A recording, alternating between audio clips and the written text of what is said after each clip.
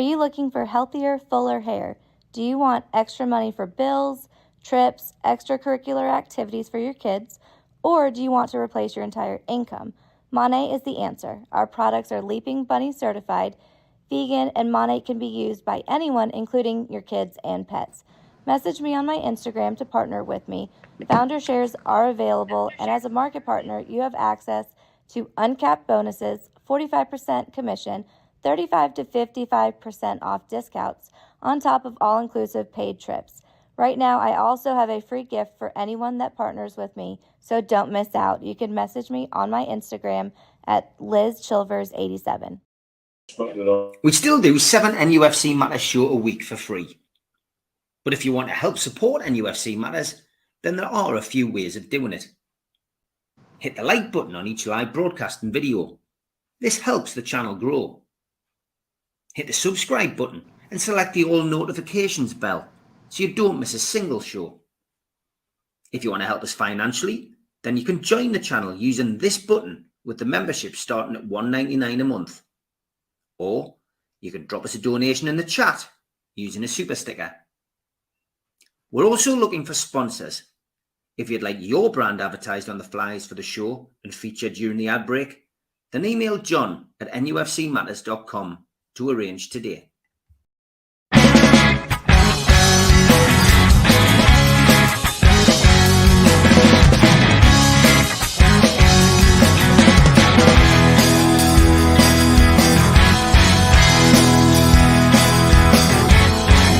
Just a question of taste with you, well, you've gone sour. You want the world plus everything, but it won't work an hour.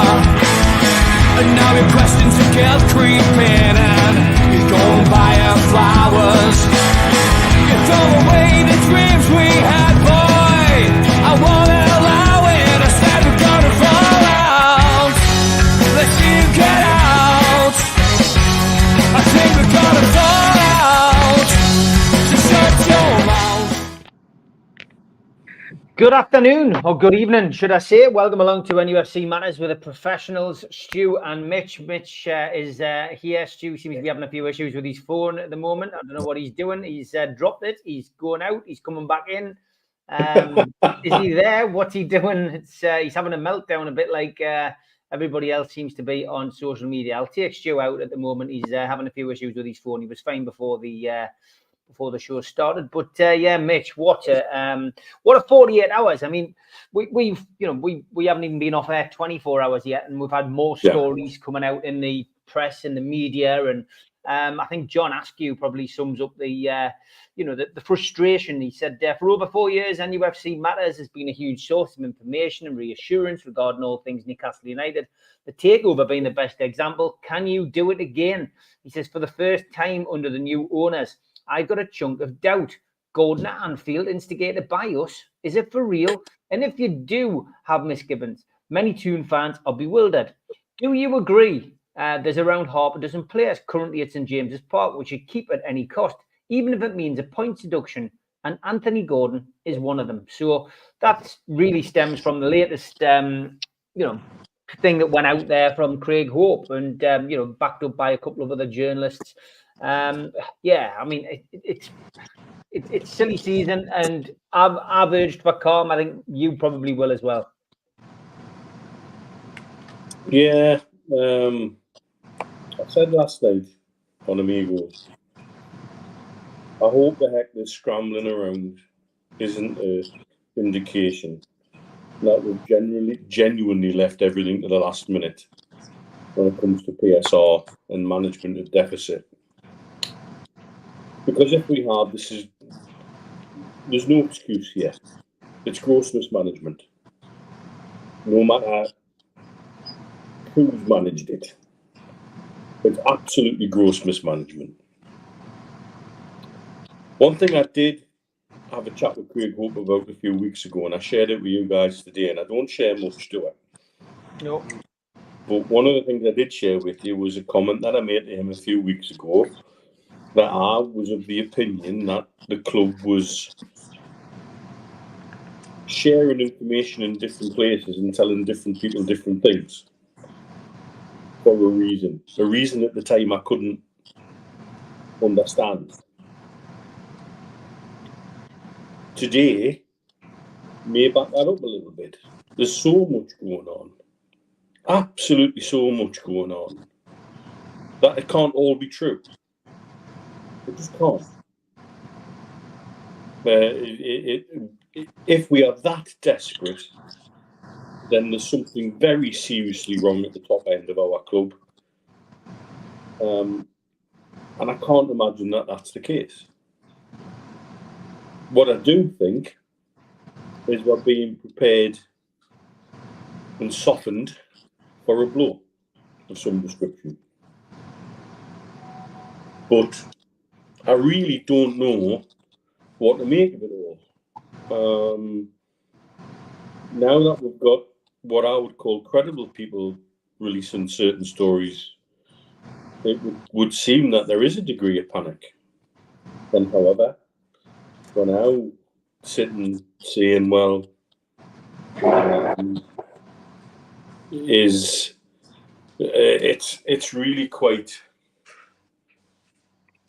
mystifying to me that we're at this situation. Some of the things make sense to me. I would certainly agree a swap involving Anderson wouldn't be the greatest of loss, and you've got to remember Anderson comes at a different price in terms of FFP because it's pure profit, whatever we get off Anderson. And so players like that are more valuable in terms of swaps, etc. But it generally looks like a great big hoofing mess. We can ask for something from the club, but the club aren't going to say anything. And we can't control it. As a fan base, we've got no control over this. I'm getting irritated by some individuals enjoying the Schadenfreude out of it, because they've all got skin in the game and would desperately love Saudi to fail, and I've talked about it last night. One of the most interestingly calm and most level heads throughout all this has been Luke Edwards, who gets a lot of stick off of our fans. But I think you're seeing the better side of Luke today when he's not being deliberately agitative and looking to provoke something. When he's sitting down and saying, well, look, this is the score, this is how I see it. And I just can't see all of these things being true. They just don't add up. However, I say it again, if we genuinely are scrambling at this stage, then a huge investigation needs to be put in place. Were we really relying on Ashworth money to fill the hole? Were we really relying on Bruno's clause to be triggered? I can't honestly say I'm comfortable saying take the points deduction, because I'm utterly convinced we will be treated differently and with glee. Wurzel Gummage's comments today have been exceptionally revealing with regards to the presence of a cartel between the top six, so-called top six clubs. And we would be subjected to that, plus the Premier League and the delight in getting the whip out, and where Everton got 20 lashes, we'll get 200. I'm telling you that right now. So that's why I can't see us being happy to take a points deduction. I will not be happy to take a points deduction, because we won't be treated the same way, I can guarantee you that. Have we really reached out to do certain things? I don't think so. I think we are being softened for certain things. Or the club using this as a way to say, well, we're going to move Minty on, and we know you're unhappy about that, but this is what we could have done. That's shit management, I'm sorry. If that really is what they've done, that's shit management, and it's not the way to look after the fan base. We're seeing some true colours coming out yet again from certain areas within the fan base as well. I wondered how long that would be happening. It's all jolly and good when you're sharing glasses of champagne in first-class train lounges with them. It's different when you're not getting your own way and you're worried about something going on, isn't it? That's not, again, what it should be all about. And I think, are we at that point? What were we waiting for? People have asked me today about the 37 million share put into it. I believe that was to cover, under FFP, the owners can cover, I think, up to 90 million of the 105 shortfall. And I think that was to do that and to make sure that was in place. That's why it's a number that's about right. But we're banking on getting something over the line in early days of July, and then claiming it under the late rule that's in place. I hope the hell not. And again, I come back to this. This club should have been better managed than this to even allow this situation to grow. It should have all been nipped in the bud ages ago. And now it's grown legs in its own, it's its own beast. And instead of going at the Premier League like Man City have on the front foot, we're on the back foot with the Premier League potentially coming at us. And that, I think, is a terrible position to put yourself in. When I spoke to you via WhatsApp at about 3 o'clock, Stu, I think you were 4 pages into your epic masterpiece of what's happened over the course of the last few days. How far are you on now? Well, I got back from Germany on Tuesday to be greeted with the news that we're really busy at work, so that's a good thing.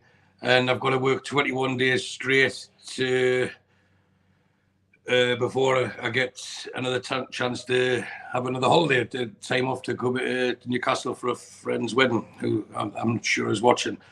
And then my wife's been away for 5 weeks, so I've got to try and juggle everything else. Got back onto the walking, and then you think, right, it's the Euros, there's not much happening with Newcastle United, I'll be able to just focus and get everything on, and then bang, all this is just kicked off the last few days as we near this window. So I started writing a couple of notes down, just points I could speak about, just whether it be financial fair play or whether it be what the Manchester United co-owner said today. There's lots of things, and what I try to do is whenever someone asks us a question on Twitter, I always try my very best to reply, because I think it's ignorant not to. And I'm getting a lot of DMs and a lot of messages. So I started writing, and then writing, and then writing.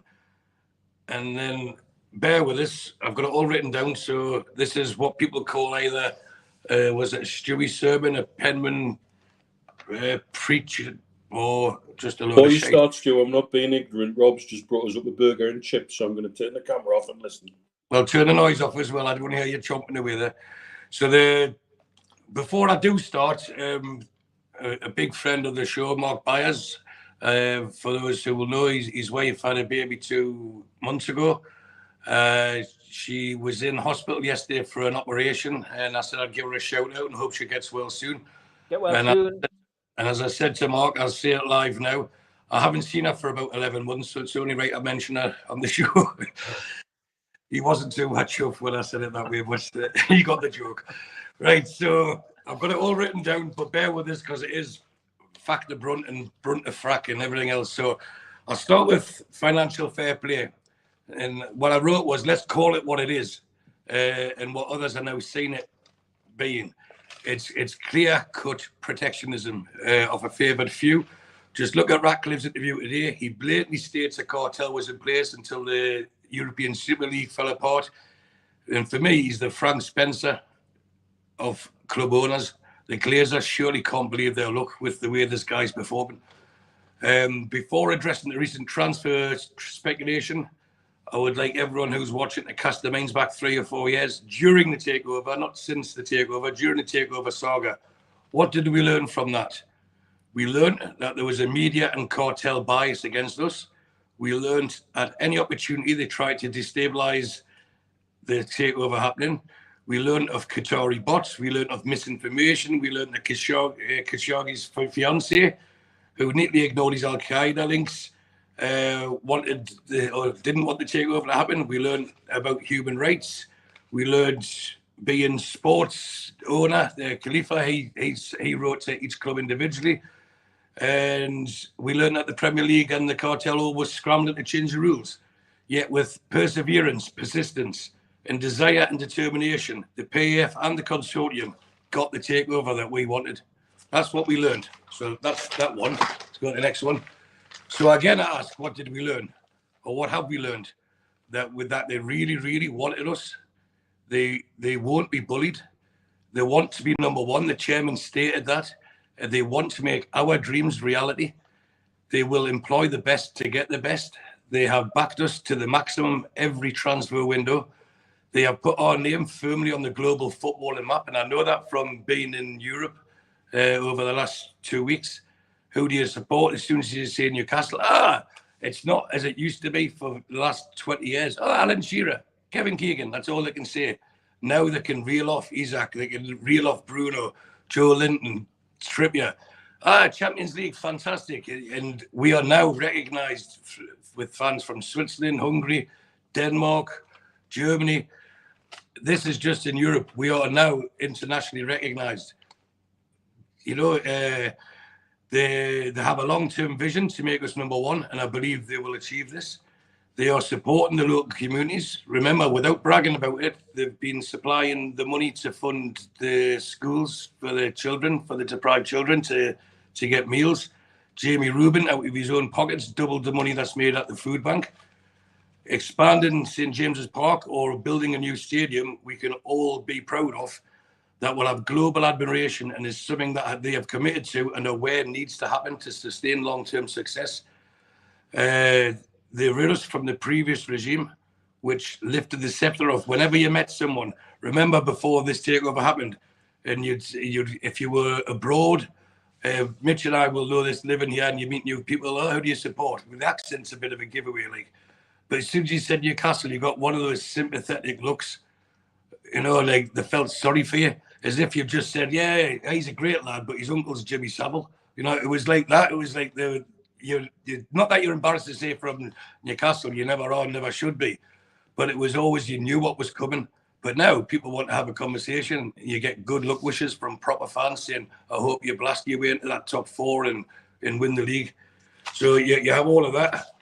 Then, so what do we know now? We know that the PIF and the rest of the consortium inherited a joke of a club. There was very little investment with bang average players on very lucrative contracts that to this day we still can't get rid of because no one wants to pay them the money that we were paying them. And there were long-term contracts. Fraser, Hayden, Hendrick, Jamal Lewis, to name four. We also know that journalists locally and nationally know that we are a big club, and any gossip, whether it's good or bad, generates the sales, the clicks, the likes that they crave and need. We know this, yet we still bait. We know that uncertainty has created a feeding frenzy for the journalists. It's created transferred accountancy experts on social media, yet none have mentioned the recently sold £37 million share that Mitch has just mentioned. None have asked, could we get special dispensation for what happened with Tonali because Everton asked for it for Sigurdsson. Whether they got it or not, I don't know, but they asked for it. How do you know that we haven't been granted? Because that was out of our control. And we also know that at any opportunity, the cartel-led media will, and I stress will, destabilize what we are creating, what we will become, because bad news sells better than good news. We know this, and that will always be the case, always has been the case. And we all know it's out of fear. We know it's panic. We know it's a cartel shit themselves, that the Premier League will either stand up to them and allow them fair competition, or it'll massively implode and destroy their own brand and product. And to a point, Ratcliffe said as much. He still wants the cartel to be favoured. If you haven't listened to that, it's worth listening to, Steve. He was talking about the 6 clubs and how they shouldn't be ignored and their needs should still be serviced. It comes now for a time for Dickie Masters to choose, and it's like a tick-tock moment, isn't it? If you have any top players, top teams will want them. We know this. That's the price on the ticket. And wouldn't you rather have people wanting to buy your top players for like hundreds of millions, because we know we've got top players, than no one wanting the players that we can't get rid of? we're in a situation where the club's split in two. There's those that we don't need, and there's those that we desperately do need. And there's a gulf that they're trying to fix, and they can't do it overnight because they're not allowed to, not because they don't want to. Yet we still got to be hyped about it. Why? Why are so many ready to judge these owners and everything that they've done for us so far? Is it xenophobia? Is it the incorrect belief that Western ways are always right? Is it the belief that we are amateurs, or that they are amateurs, and that the accountants don't know what they're doing, that they're naive and willingly subservient to the cartel? I think none of the above is real, and I don't think anyone else should. These people know exactly what they're doing, and as we said last week, Mitch said last night, I'd be shocked, disappointed, not disgusted, it's too strong a word, if we hadn't done our figures correctly. So that then takes us on to the next bit, which I wrote, if I can get to it, was questions I want to ask was, is Isaac, Bruno or Gordon, who we know that the chairman, the top end of our club have called them elite players. And it's been quoted by one of them, I won't tell you which one, that we have 3 elite players. Elite. Only Arsenal can match that, and only Manchester City can better that. That's how they see this club.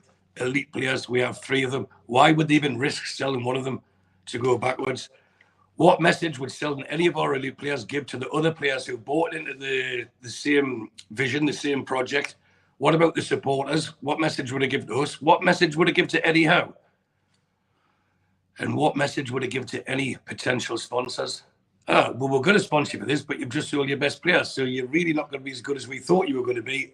We want to redress what we offered, or we don't want to offer it at all. Trust me on this. This is not how PIF operate. And I think a lot of this stems from what Darren Eales said back in January. And what he was trying to do was temper expectations in the January window. Because we'd struggled in December and we were struggling in January, he made it abundantly clear that we didn't have the money to spend because of the restrictions. He also said every player has his price. But any club, it was probably naive of him to say that, and it's created such a shitstorm.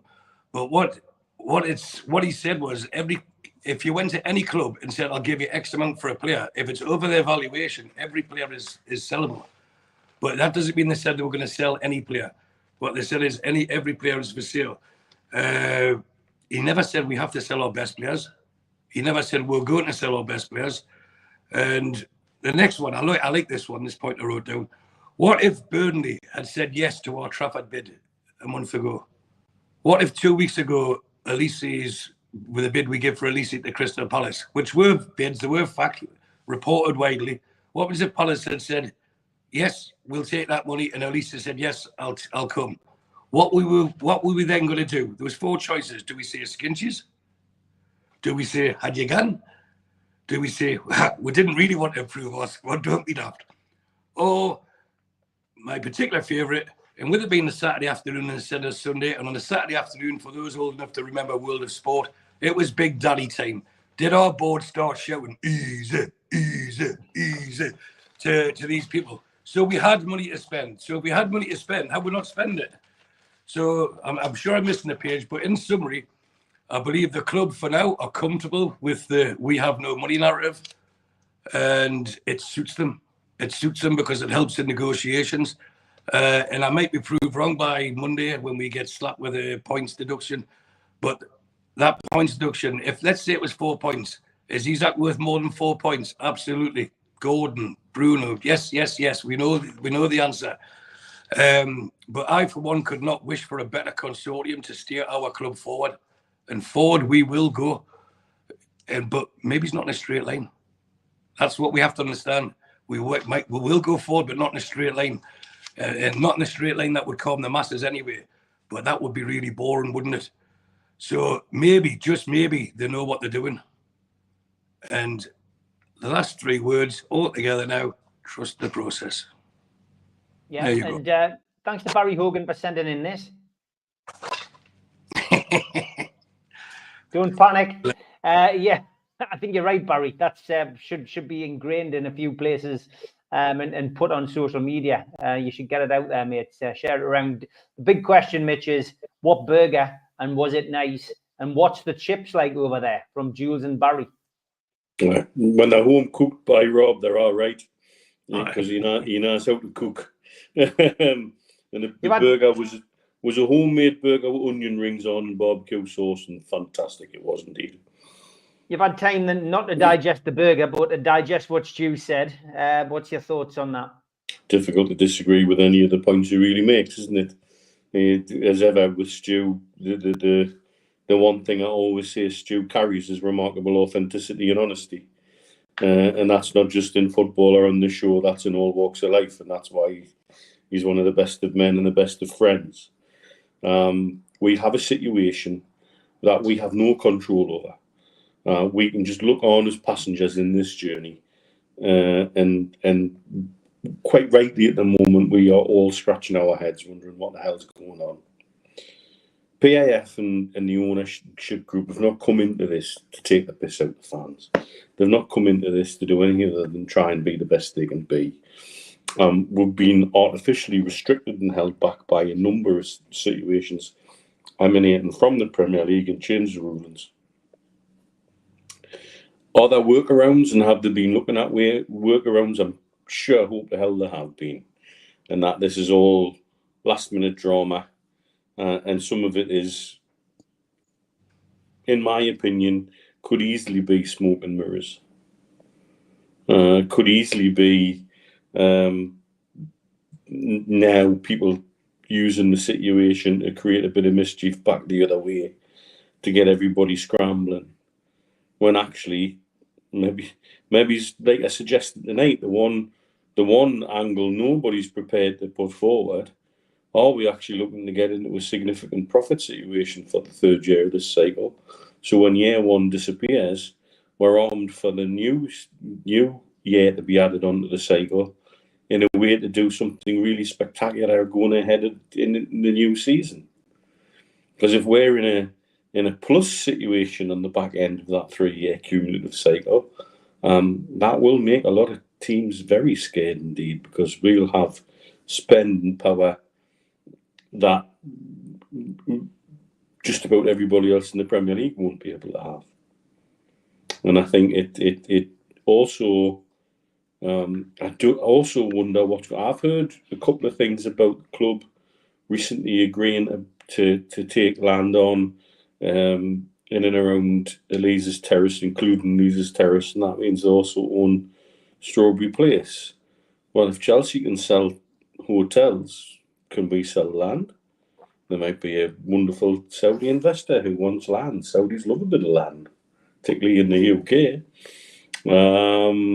And there's nothing you could do and say, well, that's an associated transaction if it's a wealthy individual adding it to his company portfolio. The club share, Simon, I'm quite sure, I think it was 37 million.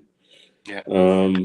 I'm quite sure that was you can cover so much of the shortfall with guaranteed funds from owner investment. And I do think that's what that was about.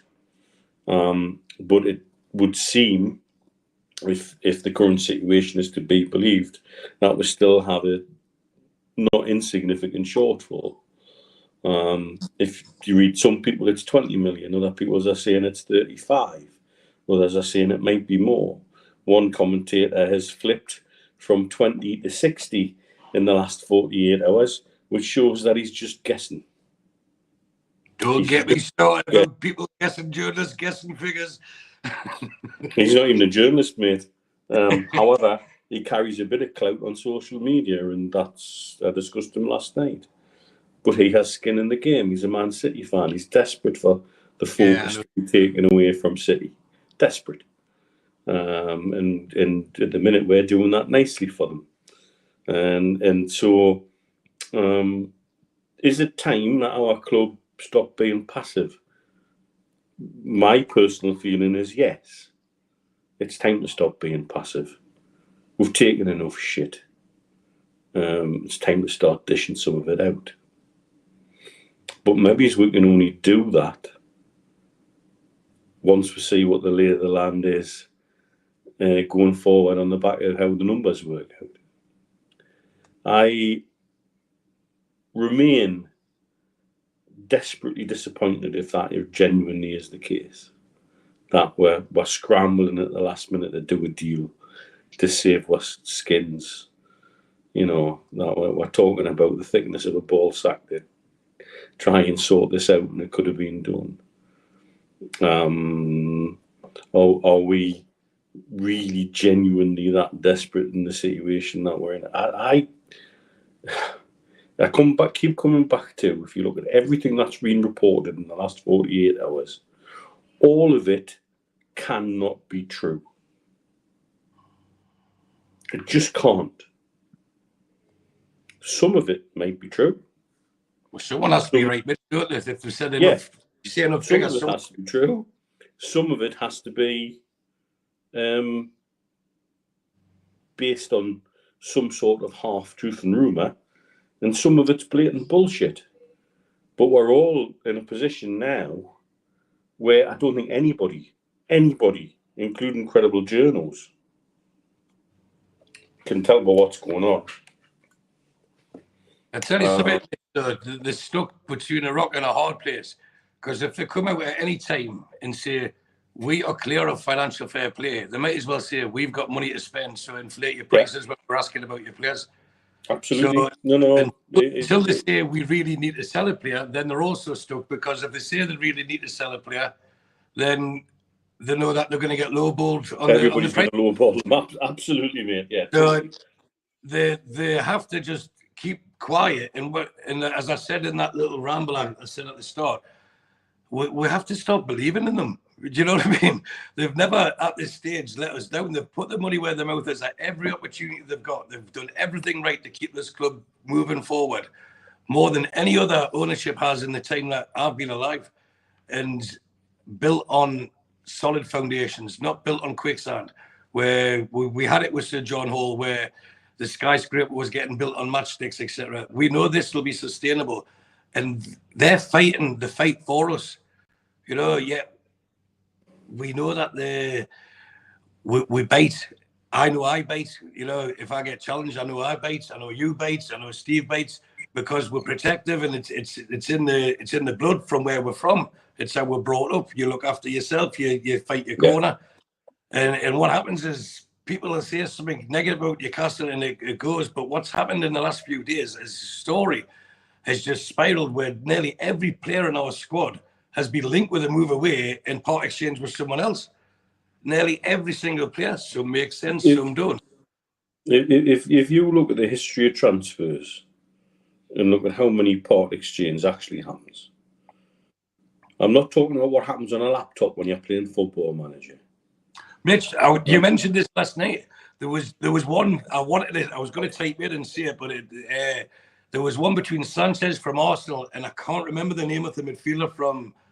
He was Armenian, I think, from Man United that went to Arsenal, and they both quoted it as 47 million. Alexis Sanchez went one way, and the midfielder went the other. Yes, they did it, but they don't want other teams to do it now. That's him, and they didn't want other teams. Now they're saying other teams shouldn't be doing that. What's good for the goose, isn't it? Look, they're all going to squirm and twist when things don't go their way. But realistically, seriously, there's not that many part exchange deals happening. No, and they just don't. They don't. And so I can't believe again there's that many part X deals going to happen in the next 24, 48 hours. Why the club are between a rock and a hard place, like Stu said. They come out and say something to expose where the real situation is that might be detrimental to anything they want to do. Equally, saying nothing at the minute is just letting the fan base spiral. I'm really disappointed with some areas, though, and again, comes back to people with platforms and people with an ability, people with a genuine, I believe, responsibility, because they can influence the way the fan base may or may not turn, are now all getting hyped up, ramped up, a little bit sort of antsy, asking questions. And yes, it's right to ask questions, but not the way it's being done at the minute for me. It looks petulant, it looks ungrateful. It looks like certain individuals have got very short memories. And that's poor. That's poor form. But as we've often said about us and the fan base, we're amazing at turning the guns inward when things start to go wrong. We're worse than the bloody Maginot Line, really. We can be such a strength and such an asset, but sometimes we can be our own worst enemies. I get it. It's difficult to stay calm during it all. But I learned a long time ago in life, if you can't control something, you can't let it wind you up to the point that it does. Yeah. Because you've got no control over it. We just have to bend like the reeds in the wind and roll with it a little bit, which is very, very hard to do. We're passionate. We defend Newcastle United. We defend our corner. We defend the stupid little bloody club in the northeast like that loves to get up people's noses. We've been doing it, some of it, all our lives. You know, how many, how many... More, don't you? Living abroad, you do it more, because if you live in Newcastle, the vast majority... Never realised until I was expat myself how different it becomes. You don't realise how people to do it. And how absolutely I will on occasion dig my heels in when times in the past I would have let things go.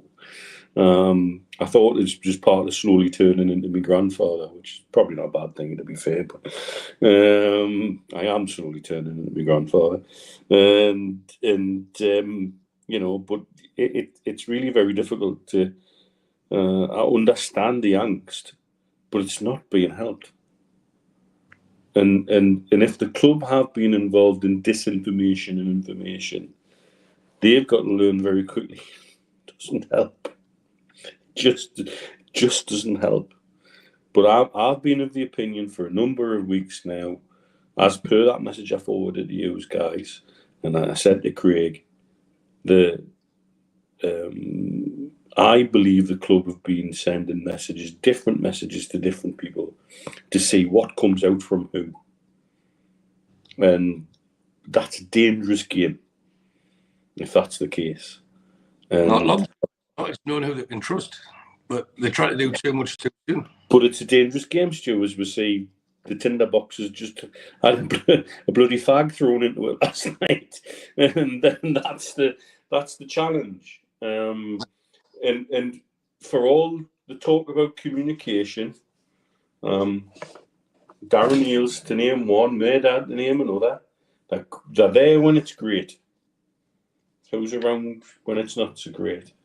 And we've said this before. We've said this before on the show. Yeah, remember I said earlier, Mitch, Darren Neal said every player's for sale. So there could be some truth in all this that's going on. So Liverpool thinking, well, I tell you what, he's a cracker left winger. He's better than what we've got. And we've got aspirations for top four, maybe even the Premier League. So let's see what we can get them for if they're financially struggling, as is reported. Yeah. So they might have called Newcastle, and again, this is hypothetical. Is Anthony Gordon for sale? We would like to buy him. How much do you want to pay for him? And that's it. Yep. Now, unless they come up with a stupid figure that would even lift the head off the paper, it doesn't matter. So they've inquired. We've said, how much would you pay for him? It's nothing wrong with being inquisitive. They could say 300 million. It would be stupid to turn it down. But realistically, they would have said 50, 60, chancing it because everyone thinks that we have no money. So just because they've inquired, we've said, how much are you willing to pay? And as soon as they've said a figure, Newcastle were willing to sell. And off it goes through the Northwest media, through the London media. And there again, Newcastle are desperate. And we keep falling for it. But I saw Craig Hope quite clearly say a source close to the club when he was reporting on. When he was reporting, he said, no, a source close to NUFC. That's what, if you read the tweet that he put out about Isak, not Gordon. So the Isak, bearing in mind, was a couple of days ago. That was before the Anthony Gordon story. So the Isak stories, a source close to NUFC confirmed that Chelsea had inquired about Alexander Isak. That was the story. I then saw another journalist who will remain nameless. You can all go and find out who it was, who then runs with the same story 24 hours later, saying that NUFC have confirmed this. Who has confirmed it? And then when you read the story, it says a source close to the club. So literally, he's copied Craig's story and he's put it out there as his own. But his headline suggests that the club have said, yes, Chelsea have come. The club haven't said a thing. All the club have said in the last 48 hours, 72 hours, is this. Leo Vegas Group have signed a new agreement that will extend the club's thriving commercial partnership with leading sports betting brand BetMGM. But Steve, at least Leo Vegas exists. Yeah, don't forget as well. We've also another story that the club have broke. We're playing Hull in a friendly. That's all they've said. So where's all of this coming from? Steve, there's three. Remember, I said there was 3 players that the club have said non-negotiable. They're the 3 elite players, and that's Isak, Bruno, and Gordon. They will not sell them. They will not sell those 3 players. But now the Bruno window, it expired. We can't get the same clickbait now that Bruno's going to Man City, he's going to this club. So what we'll do, we'll move on to the next one. We'll move on to Isak, who's already stated that he doesn't want to go anywhere. We've already stated we're not going to sell him. So we'll move on to Isak. And then people get themselves all excited again. Oh, no, Isak's gone. Who on earth would sell Isak? Who are you going to replace him with?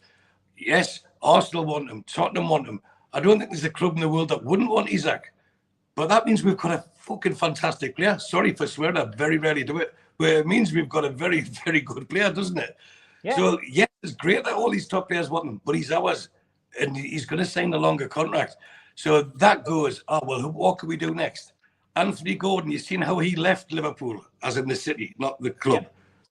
Do you really think he's going to go back to that and play for the rivals? Opposition. On a team with a new manager that could potentially be on the decline as their players are aging. You tell me that Van Dijk is the same centre-half he was 4 years ago. Not a chance. You tell me Alisson's not thinking about moving away for more money. You tell me that Salah isn't already thinking of going.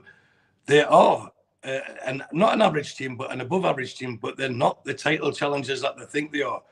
We have more future potential than them. And I've already had a bet, which I shouldn't do, but I had a bet with a Liverpool fan for a considerable sum of money that we would finish above them next season. And there's absolutely no way the mentality of our owners that they would feed one of the people that we're trying to compete with and beat and surpass. It just doesn't make sense with the model that PIF had, the mentality that Amanda's got.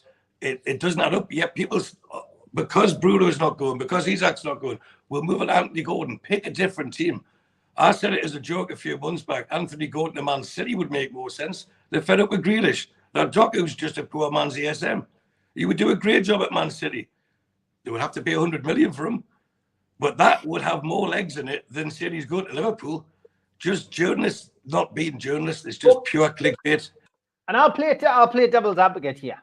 Again, Newcastle United, in the course of this transfer window, before it closes, may get an offer they can't refuse for a big player. They could get an offer for Isak, for Gordon, for Bruno, the 3 blue chip players that this person you've mentioned says can't go anywhere. However, if they get a huge offer, you can't tell me that the club won't discuss it, but they won't discuss it in the media. It'll happen and that'll be it. But if Newcastle got £200 million offer for Alexander Isak, they would have to consider it. And then they're going to have money to spend on a replacement. But you're not going to sell them for 60, 70, 80 million like some of these Twitter experts are coming up with. 200 million, Steve? Who's offering 200 million? And this is what's been repeated constantly. Who can offer 200 million? Who can? I take it back to my list of 17 clubs. Yeah. Yes, exactly. Okay, we've got 1,163 watching on a Saturday afternoon. Anything better to do? Obviously, be watching the play. Be at the play.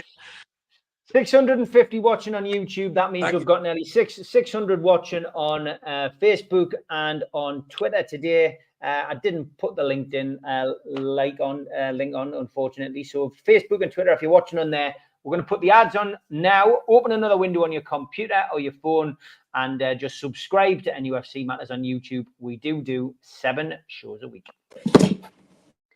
A big thanks to all our sponsors. Skips and Bins. You can find their website at skipsandbins.com. Contact us, www.skipsandbins.com/contact. Say hello to low-cost waste disposal with pay-as-you-go and contract waste management. A big thanks to Mr. Vicky's Sauces, handmade in Cumbria. Their website, mrvickies.co.uk. Email info@mrvickies.co.uk. Telephone 01768 210 102. Thanks to United Group Travel. They are the Travel and Tourism Award winners in 2024. Their website, www.unitedgrouptravel.com. Email beverly.ugtl@gmail.com or telephone 01670 632 460 or mobile 0791 666 4174. Just £30 per person deposit.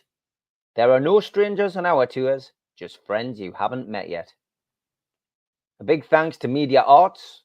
You can find them at www.media-arts.co.uk. And don't forget, we are a podcast. You can find us on iTunes or Spotify or other podcast providers. If you want to help the channel grow, then hit the like button, the little thumb underneath the video, click share and share to your social media, or join the channel for as little as $1.99 a month. If you want to take out a one-off payment membership, go to nufcmatters.com and hit membership. And for a £25 fee, you get a scarf, a cup, a pen, and a membership card. You can also put a smartphone over the top of this QR code. It'll take you straight there.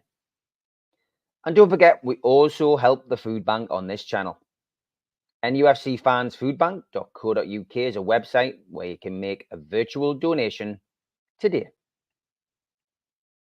And the end of season 2, tickets still on sale, nufcmatters.com, newcastlelegends.com, tickets at tenner, Supermac, Gibbo, George, and Dementia Matters is the charity that's benefiting. The Long Sounds acoustic set is taking place as well. Got a lot of people coming from the charity and a couple of special guests as well. And lots of people from this channel will be there, tickets at tenner. Get your tickets now, do not miss out. Gibbo and Rob Lee's event is at the Gateshead Leisure Centre on the 2nd of August. Tickets £30 for that, and you can get them from gatesheadleisurecentre.co.uk. And a little bit further ahead, next year, obviously, we've got Peter Beardsley at the Tyneside Irish Centre, 10th of January. Tickets from newcastlelegends.com for that. And the entertainers, 15 of the entertainers at the Tyne Theatre. And you can get tickets for that, Tyne Theatre and operahouse.uk. And don't forget, Danny Mitchell, if you like your rugby, has got the exclusive Rugby World Cup dinner on with Martin Johnson. And you can contact Danny on 07817 412 524 if you want tickets to meet a rugby legend. Happy birthday, Danny, 52 today. All right. Plenty to go through in this second half of the show. And we did already plan to do it today because tomorrow, obviously, England play. And most of us are going to be watching that game, I would presume. But just want to talk a little bit about Ben Jacobs, Stu, the bet that you proposed. Ben was on the show this week. He's going to be on again on Tuesday night. Yeah, nothing doing there. He gave his reasons. And fair play to him. He responded. And I wanted to get him on a show to give his response. You offered a bet to him, a charity bet on here, and he's responded. So what was your view on that? I know you've got an opinion. Well, I was willing to put my money where my mouth was. I understand Ben's stance. Doesn't mean that I have to agree with it. And for those who don't regularly watch the show, I sell property in Bahrain. Yes, I have a few contacts. Yes, I support Newcastle United, etc., etc. And I'm deemed to be a positive person. But knowing what I know, there's genuinely no way. And when you have someone, and I'll say it again, I've got a lot of time for Ben. He does a lot of good work. But that doesn't mean everything he says is right, and it doesn't mean everything I say is right. But what we've just talked about in the first half of the show, Steve, people start listening and start believing everything they read, everything they hear, without, it's like they can't think for themselves. Look at the situation that we're in. As I mentioned, the players that we've bid for. So if we bid, and let's say Alicia came, that's Ben Jacobs, and he said what really got me go up was he said 50 million. I'd be surprised if they spend more than that. Now they've already committed 32 to Lewis Hall, and then at the time when it looked like we were going to get Trafford, and we probably still will. There's your 50 million gone already. So how can this club move forward in year 3 of the 5-year project, which is the pivotal year? It's the middle of the week. It's the hump day, hump year, whatever way you want to call it, where this year is the most crucial. We've got ourselves in a position probably above where they dared hope to be, but would have liked to be. But realistically, this is the year that we would have been challenging to be in Europe for a second year, not in the Champions League. So this is where they would have been going to get into the Champions League. And I'd previously quoted 200 million. I said I could see us spending 200 million. And I said it on more than one occasion, and I stand by it. So I had said 200, Ben said 50, and it wasn't me being a blackguard or anything like that. What it was me putting me money where my big fat mouth was. But for a charity, well, as it happened, 2 charities to benefit from. One was the food bank, and the other one was the dementia one that you're an ambassador for, Steve. Both very, very worthy causes. And if I was to lose the bet, I'd be more annoyed at losing the bet because we didn't spend as much money as I thought we would than I would have by having to say I've lost a bet to a respected journalist. But I said I'd put my money where my mouth is now, because Ben likes his figures and I like my figures. Ben said 50 million, I said 200. So right in the middle of that is 125 million. So anything above 125 million, he'd lost the bet. Anything below that, I'd lost the bet. So if they'd spent, so let's look at percentages. Ben could afford to be 150% wrong in his estimation and still win the bet. I could only afford to be 38% wrong and still win the bet. Yeah, the bet was refused, which is fine, and I understand his reasoning behind it, because if everything he said, someone said, I'm going to bet you, Ben would either become a very rich man or a very poor man very quickly. And he understands he can't be correct all the time. It's my belief, supporting Newcastle, as I said, with the contacts I've got and the knowledge I've got of living in the Middle East and dealing with Saudi businessmen. And Mitchell vouch, we were at the box at ringside with someone who absolutely knows what they're talking about, and said that money would be spent. So that's why I was confident to go with the bet. I know on last night's show that Ben said he'd have a bet on Newcastle versus Leicester, something innocuous.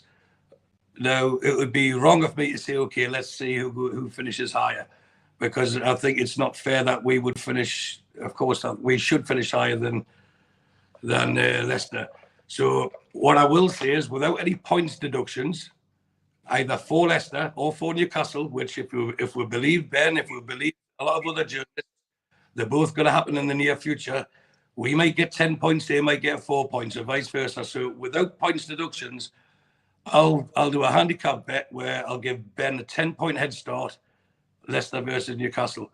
So Leicester, if they finish 9 points behind Newcastle, I'll have the same £1,000 going to the charities come the end of the season. So let's say on Tuesday if he's willing to take that bet and back his own, because that's what I'm doing. Can you text us that? I'll never remember that on Tuesday. We've only got 50 million to spend. We've only committed 2 of it, so we're not going to progress the squad that much further anyway. So if they sell Dewsbury Hall, which if he goes to Chelsea, they'll probably think they bought a country manor and sell that as well. That sounds like another hotel deal to me. Exactly, they'll flog that on. But then they'll have more money to spend than us with the way the amortization works. So basically, Steve, to keep it simple, I'll give Leicester a 10-point head start, and whoever finishes highest, Newcastle Leicester, from the same £1,000 charity bet. Not for him to pay me or me to pay him, for the charity to benefit from it. And hopefully he's a man of his word, as he said on his show the other night. All right, well, send us a text with that on, and I'll read that out to Ben. It's on here. Just watch it back. Do you think I've done enough writing today? No, you don't need to write it today. You can write it tomorrow. But yes, swapping those two bets seems a very good deal for Stu. Leicester losing their best players, but then so are we, says Benny. Mozza says, so once we sell someone, people can complain about it. Till then, only close few will know about it. Journos aren't in that close few. Andrew Malloy says, Liverpool appreciate Anthony Gordon. Talks took place with Newcastle in the last 48 hours. No agreement on the fee or value. The only way to reactivate the option is if Newcastle drop price, or there is no chance of that going ahead. Lots of other questions and comments. I like this one, Mad Mag Mark. Question for Mitch and Stu. Does one of the three PIF executive management team who were named in the NC UK investment purchase document for Newcastle still hold the financial purse strings? Turk Al Naweza, head of international development, Banda Mogren, COO, and Yasser Al Salman, CFO, are they the ones to answer for the club's PSR mess, or someone else within the PIF and UFC linked board? Recognise any of those names, Mitch? One of them. Yeah, I'm sure we do. one of them. And then there's another name that I've been given, who I believe is the person responsible for final decisions on Newcastle United financial decisions from the PIF side. It's a different name to those. I believe he is the one who has the final input, and the one that some individuals in Newcastle United were getting frustrated with. But there's definitely financial input from the PIF side. Does the book stop with that individual? Don't know. I imagine it does. I've shared the name of that individual with a couple of people who probably should have done more with it, because one of them in particular was complaining about decisions being made in Saudi. So I said, there you go, there's the information I've got. You're a journalist, you get on and do what you want with it. It's not my place to do their work. But I did. But I think this is the thing that's on my mind is we've appointed a CFO from Leicester, and what state are Leicester in from an FFP perspective since their relegation, and that makes me a little nervous. But I think I'd like to hope there's actually a solution already in place, and all this scrambling isn't about making the numbers add up. It's about putting one in an even and stronger position when the next financial period kicks in. That would be my trying to think positive hope, and it's not as unreasonable a suggestion given the information that we have as somebody saying, "Oh, we're going to miss by 30 million." What if we already know we're there, and what we're actually trying to do is create a stellar transfer window, knowing we've got no European distraction, we've got 3 competitions to aim at, and we can chuck the kitchen sink and going forward domestically. That's what I would hope. Also, I'm quite sure in the long-term plans, there's absolutely no way they had Champions League money, into the mix for year 3. And so, again, we're not privy to everything. Nobody is. So I just want to try and remain calm in so much that, like I say, we've got no control of it. We just have to go along with the ride. Wheeling and gnashing my teeth's not going to change anything. But again, I come back to the same phrase. If we genuinely are scrambling for PSR right now, this has been mismanaged in a way that people need to be named, shamed, and addressed going forward. And time will tell on that. We don't know what's going on. We're all guessing. We're all second guessing. People who are out there trying to claim that they know what's going on don't know what's going on. But all we've done really on here is try to at least calm the atmosphere and just put a little bit of sense to it, and give you a few options, and other than what you're reading in the papers, because there's so much BS out there at the moment. It really, really is galling, to say the least. Lee, yeah, we will be able to. To write a book takes a hell of a long time. I am working on a book at the moment, not writing it. I've done the interviews for it with the entertainers. There's going to be a book about the entertainers come out towards Christmas. So I'm working on that with Will Scott, who did Lee Clark's book and Pavel Cernacek's book. The takeover story would need to start at the beginning. It would need to go way back before this takeover, to all of the takeovers that didn't happen, that me, Mitch, Steve Hasty, and lots of other people were involved in some way, shape, or form. Not always together as well, I'll hasten to add. But yes, we will do something about that at some point. Certainly, this takeover, we've got some wonderful stuff to share. Will it be of massive interest? I'm not so sure. When would it come out? I think it would be best to come out when Newcastle wins something, and that will happen. So I think that would be the best time. But we keep saying we're going to do it. We've talked about it. I've got a random 10,000 words on my iPad somewhere. That's not terribly cohesive or coherent. But that could be turned into 20,000 of coherent and sensible. Yeah, but we will do it. Along the way. We will do it. Steve, me, and Mitch will do it, and will be a few other people I think will chip in a bit as well. Kev, just reading a fantastic thread on X with Villa, Everton, Forest, and Newcastle fans all saying PSR's got to stop. The Great Awakening, he says. Benny says, Mitch, the big loss year for us was 22-23, pre-Seller, pre-Adidas, no Europe, far larger amortization, and that previously regarding Isaac, Bruno, Botman, Gordon, etc., and the wage bill.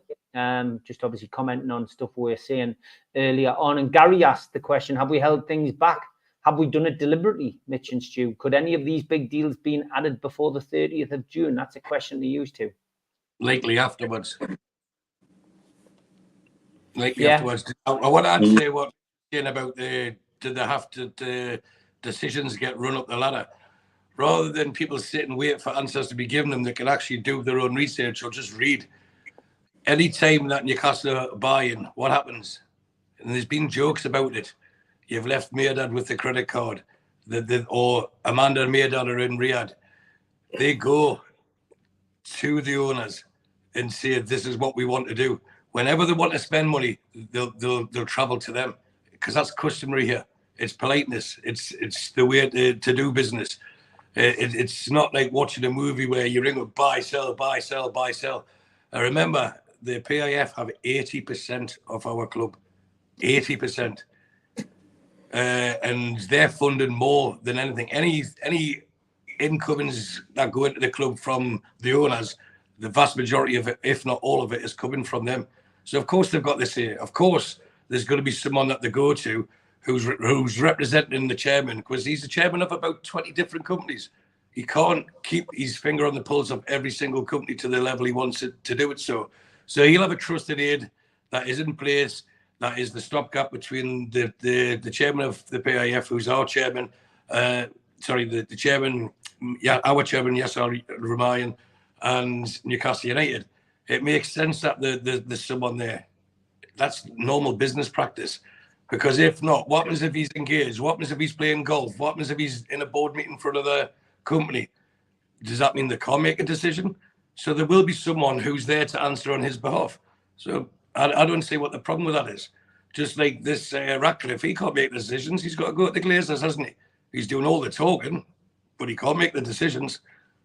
And all he's doing is taking all the flack that if the decisions that he's made, the Glazers have done. My God, half of Manchester would be Norwich now. And we all know that.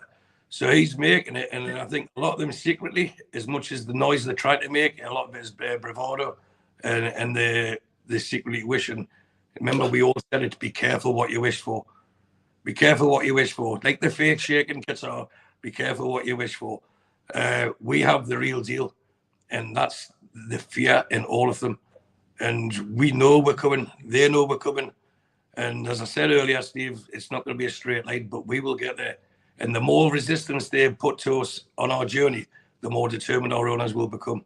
Don't worry about it. Gary asks, have we got any idea who's in charge of the PSR dealings? It's like Charnley's back in the seat.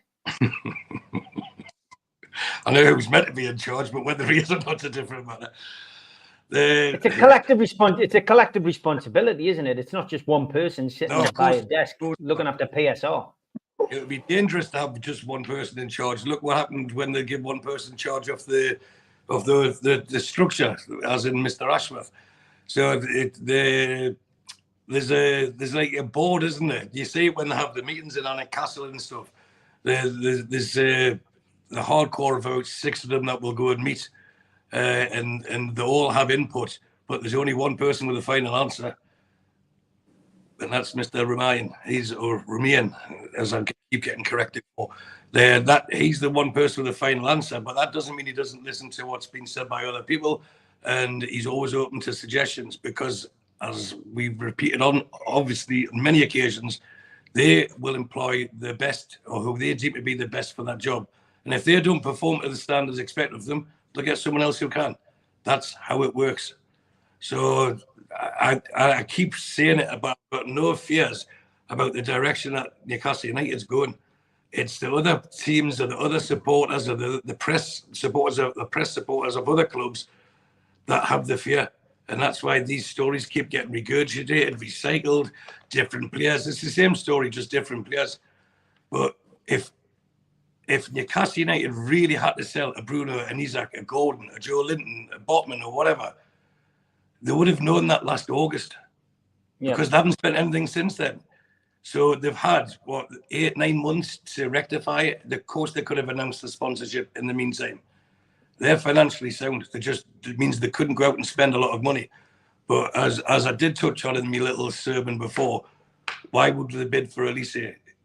What happens if Crystal Palace said yes and the player says, yes, I love your project.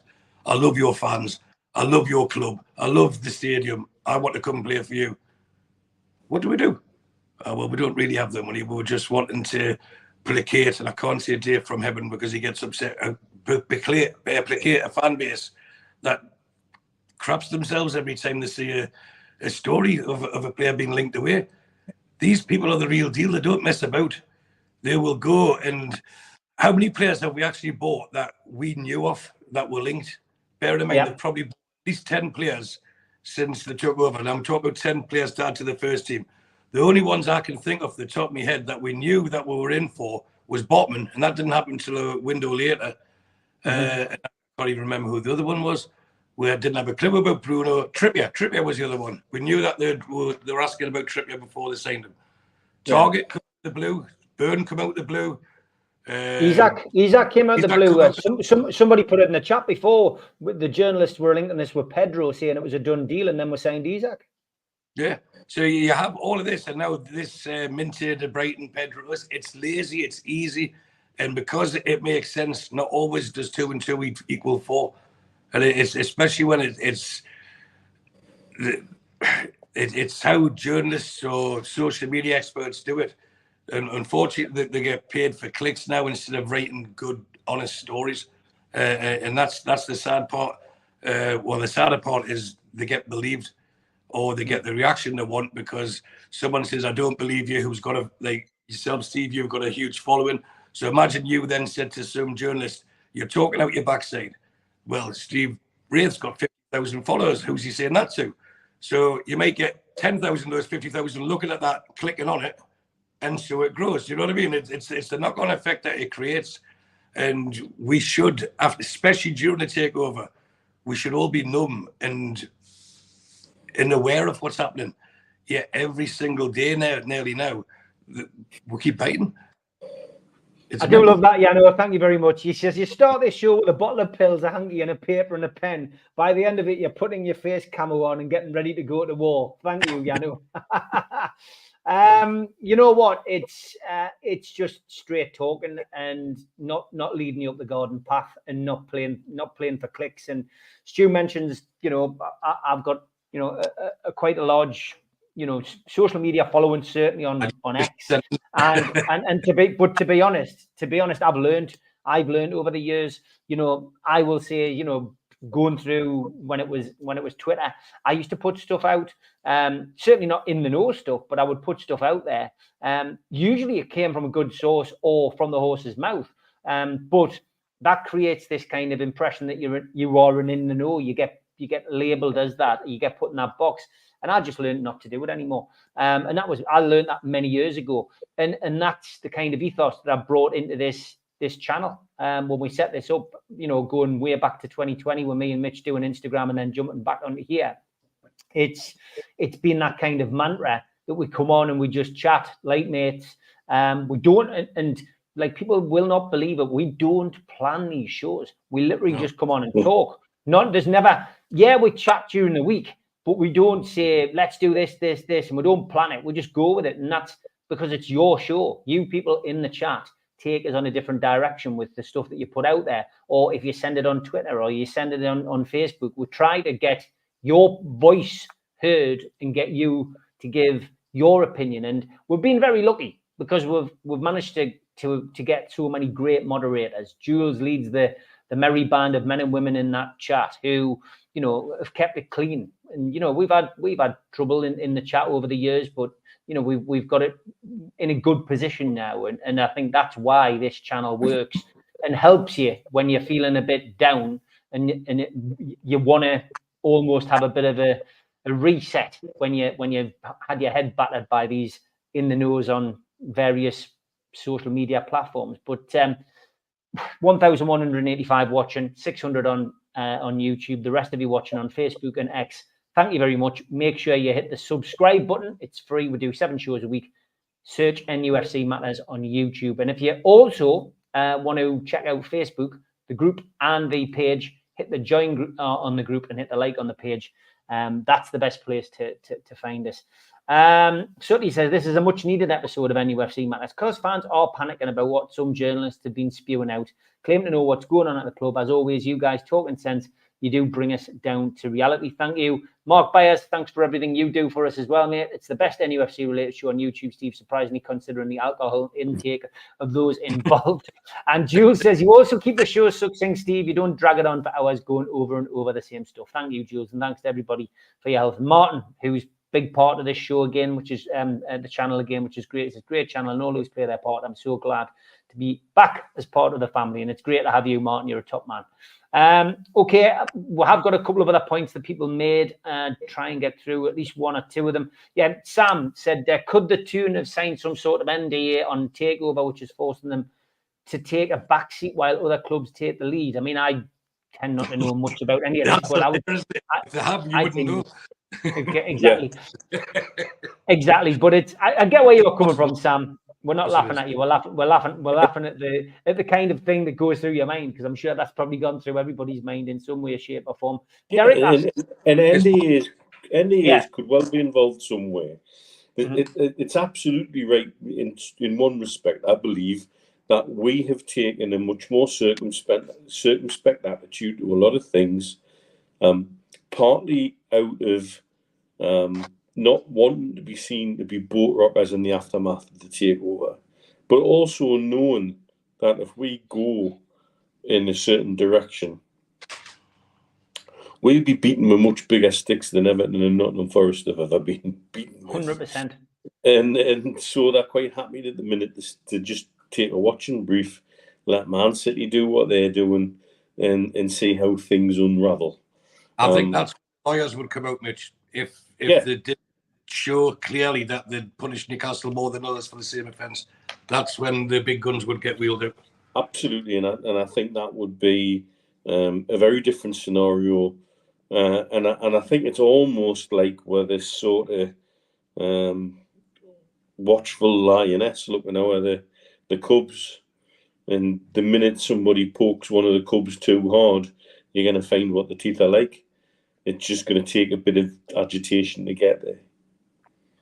100%. I do want to point out as well that, occasionally we do a little auction, and I've set another one up. It takes a bit of time to set these up, but we do a lot of events as we publicise, and there is another auction. I've stuck the link in the chat again there. Have a look at that. Some well priced stuff and that. If you want to have a go, have a go. Steve Hastie's in the chat. He says it's got to the point where you have to analyze every word journalists say on their Twitter, X, and other social media channels. In many instances, they do speak in a covering their backside basis. It's a good way to it's a good way to explain it, I think. Seacrest Boxer says Sky are now reporting Gordon now. Hope this doesn't distract him while he's with England. It's hardly fair on him. And one or two other things coming up. Yeah, Derek, what will happen if by July the 1st and we discover we are not in PSR hell? He says the amount of people that would lose total credibility would be the end of them, especially in the no accounts. And yeah, I mean, this is the gamble that these people take, I guess, isn't it, Stu, when they come out and say stuff? Yeah, I want to answer about that. Gordon, let's just say that they agree to sell him. What price do you think they get for him, Steve? Now, this is hypothetical. Hypothetical, you could say, I would say he's a £100 million player now. Mitch, what do you reckon? What do you think Newcastle would accept for one that you know and I know? They've said one of the three untouchables. 150 million. Right. So we'll go with Steve's. We'll go with Steve's lower one, okay? Just for the benefit of this. They paid 40 million for him a year and a half ago. So amortize that, it's 8 million a year. So 12 million off that is 28. 72 million profit, which would then give us 350 million over 5 years to spend. So what happens if we sell Anthony Gordon? We'll just go out and buy the best left winger or the best right winger or both on the planet. That's what would happen. So we wouldn't be bad for doing it, but what would be the point is when you've got people who are committed to the cause and who have improved so much, why would he want to risk the amount he's improved from that 18 months under Eddie Howe, the hero status that he's got, the trajectory he's on? He's got himself into the England squad, probably the team tomorrow, which we might mention later on. He's got himself at that stage, being where he is. His wife's just had a kid. He's settled. Why would he risk that? Imagine leaving Everton under the circumstances he did to go back to their hated rivals. It's just a stupid story. It's a stupid story. But would we fall down? No, we wouldn't. Did we fall down when Bielsa left, Gascoigne left, Waddle left, Kabaye, all of them, when Demba Ba, when they've all left? No, we still keep going. But because we're that desperate to win something, and of course we are, and every fan is of their clubs desperate to win something. He is genuinely one of the crown jewels, and we don't need to sell him. And this is what I'm trying to say. We do not need to sell him. Yes, we'll be in a stronger position had someone bought Hayden, had someone bought Fraser, had someone bought Hendrick, or even just took them off the wage bill. And other players that we had that it took us longer to get rid of. And had Miggy left in January, had Trippier went to Bayern Munich, as we know we wanted to. But if they really needed that money, they would have took Bayern's bid. If they really needed the money, they would have took Bayern's bid at the end of January, 100%, because we know he was in Munich, and he was open to the move. We know that. So if they really needed it, they would have let him go. They would have, for the sake of what was it, €2 million was the difference, £1.7 million. Do you think they were going to risk a 4-point deduction for that? Absolutely not. But yes, they're sneaking a new advertising partner, which had to be a gambling partner. Apparently, it was a 500,000 deal over a period of time. But someone said it wouldn't happen. They bet 100 to 1 on it, and it's now 50 million. That's just me being joking, by the way, in case someone says there's a 50 million betting deal going on.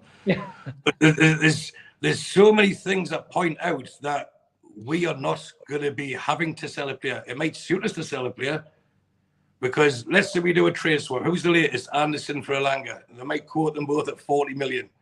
So as Mitch said there, that's 40 million pure profit for us. Pure profit.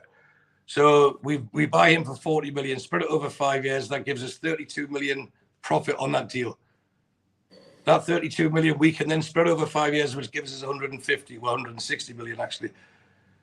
You know, that's how it's having to work, because this is where, and I go back to the very first thing I said, let's call it what it is. It's clear-cut protectionism of the favoured few.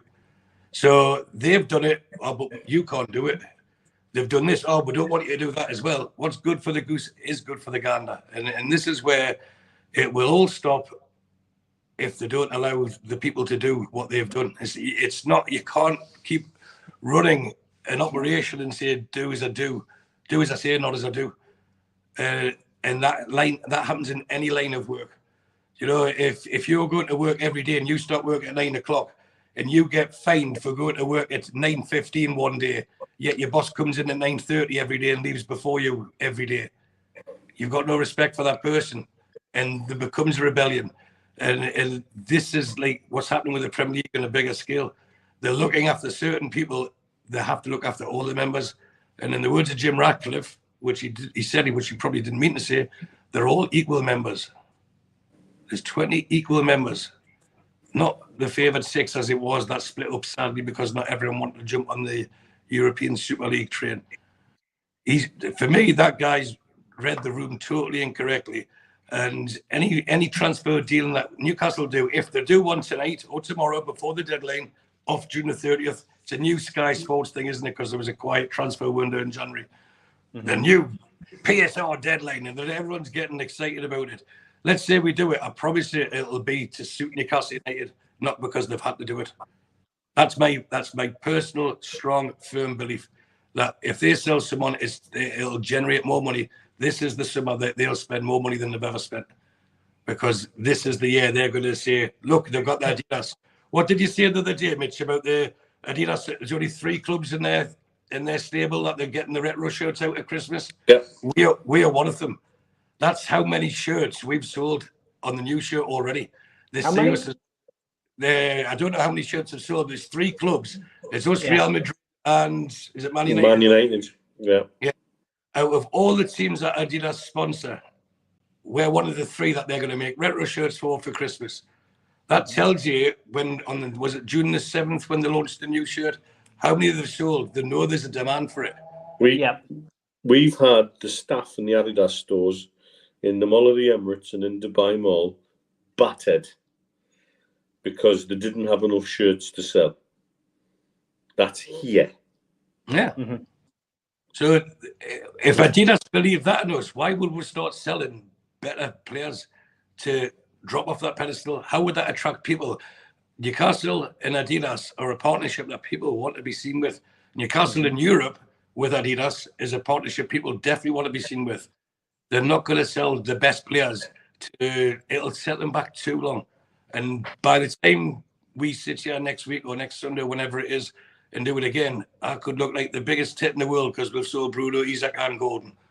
But I don't believe it's going to happen at all. If you want to cheer yourself up, Barry should send the list out to everybody. 140 I feel sorry players for Barry. He's probably doubled his figures in the last 2 days. The amount of players we've been linked with.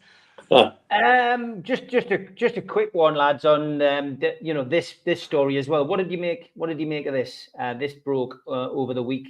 Good news, Mitch. Every Premiership team seems to have a betting partner. Ours is now moving into what you would call long term. I also believe there have been another partner who've been invited to and have increased their input financially for other benefits for themselves, which is in line with what we understood they were trying to do with all existing sponsorship partners, to up the game and up their game and up their investment. So I know that, you know my stance on betting in football in particular, particularly through my mate Steve Ramsey, who's involved with the charity and involved with the betting clinic in the Northeast, and it's very, very difficult. We have a player suspended for a season basically for betting infringements, and yet everybody in the Premier League has betting partners. It would seem that some of our rivals in the Premier League have imaginary betting partners. And so it's the one thing you've got to say is, with a group like that, carrying the name MJM and the association that has with casinos and sports betting worldwide, is a more sort of prestigious, if you will, if that can ever be called that. But we're certainly moved a far distance away from Funny 88. Funny 88, to be fair, threw their lot in with us. And when you look at the charge that Man City are faced with here, XBet, which is along the lines of the same kind of thing that what Wolves and Crystal Palace's shirt front sponsors will be found to be if they're ever investigated. Funny 88 we used as a benchmark to compare against. I think it was 8xBet, I think was the name of Man City's company. That again seemed to come out of nowhere, had CEO and founders' pictures taken off of Getty Images, who had a very, very basic native website that seemed to be hosted on servers in Abu Dhabi, and the activity on the website seemed to be generated by AI, looking at the betting patterns. And they went to the Funny 88 website to compare as a natural comparison, and it was totally different. And I think that will be the same if you look at Wolves and Crystal Palace's shirt front sponsors. Funny 88 though remained the curious betting partner from the Middle East, from the Far East, where you have to be very wary of betting partners from the Far East. So at least if we're going to go with someone, it's not with a betting partner that carries an additional level of suspicion, doubt, and skullduggery, if you will. I don't think, honestly, like cigarette and alcohol sponsorship, it'll disappear from the game eventually.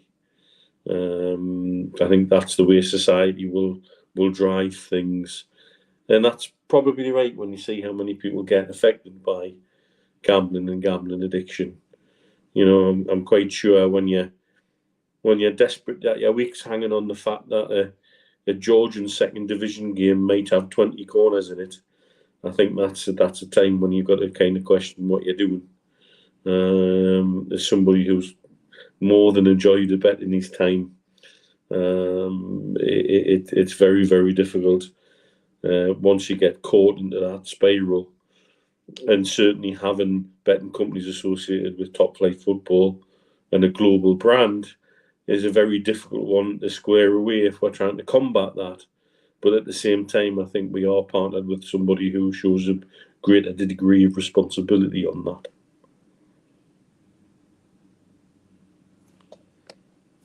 Mute. On mute, yeah, I've noticed. From my close contacts in Chelsea, we can't afford Isaac and your second best team. And to the Newcastle fans, you don't need to worry about us as rich moneymakers. Thank you for that. Gordon's made himself more valuable talking to the press for England. Everyone's praising him. All of a sudden, he's linked with a move. Coincidence, says Ali B. And how about instead of a cash bet with Ben Jacobs, you do a boxing match, Stu, at the end of season 2? You better get training. He looks lethal. Yeah. I don't have a number on the back of my England shirt, by the way. Who was asking, is that Blue Rhythm Boy? No, I don't. Actually, Steve, now you mentioned the end of season 2, if you don't mind us jumping in, I've been asked by quite a lot of people, will I make it back? The answer is yes. The flights are booked and I will be there. Good stuff. When are the Christmas decorations going up, Stu? I don't know, but my flights are booked, but I won't be there. Christmas decorations go up on the 1st of September. Yeah, okay, and I'll give you your chance just to finish on this, the announcement about Leo Vegas. People were asking if it was a player. As Mitch said, it's not illegal to have a betting partner. Nearly every club has, and if they've renewed it and paid more money, then it shows the commercial team's doing the job, and that we are a more attractive proposition. It's just one of these small sponsors, just little wins.